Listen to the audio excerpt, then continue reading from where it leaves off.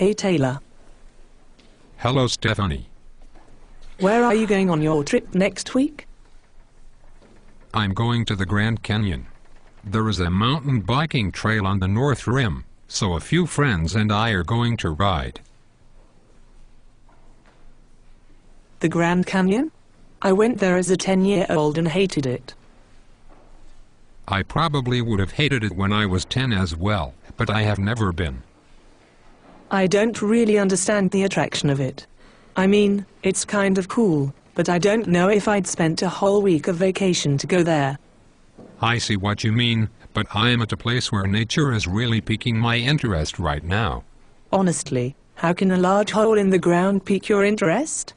Well, when I stand and experience a place like the Grand Canyon, I cannot help but be overwhelmed by its sheer presence. Sure, the view is spectacular, but the vastness and beauty are really just a jumping-off point. Oh, you don't have to worry about jumping off. There is railing everywhere. That isn't quite what I mean. When I go and experience the impressiveness of nature, it frees my mind to consider the world around me. It is also interesting to know that tens of millions of humans have gazed at that same wonder while pondering the nature of existence. I like to think of it as participating in a sort of continuing consciousness. Oh, I get it. Like when you sleep with someone new, you always wonder who they've been with before. Well, yes and no. Take the Grand Canyon for example. At its widest point, the canyon is something like 18 miles across. When looking from one side to the other, I'm sure the expanse is captivating.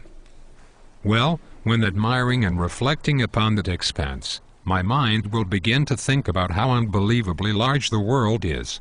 The breadth of the canyon may seem overwhelming in that moment, but then consider that the Grand Canyon is only a tiny strip inside the whole state of Arizona.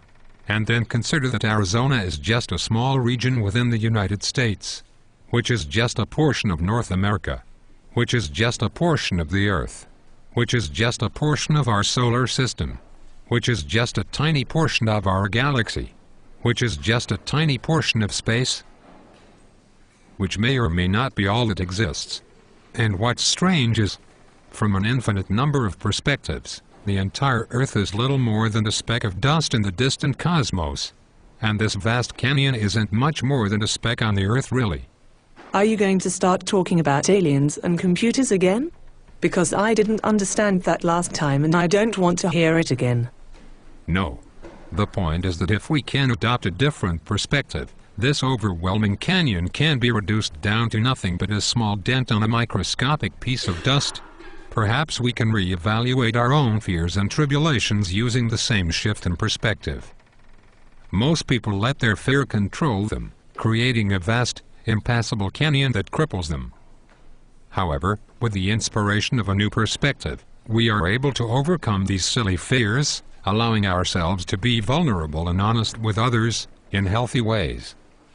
So I should just get over my fear of being in debt, and buy those shoes I want? Totally. You should go for it. They would look great on you. Well, thanks. Have a great time on your trip.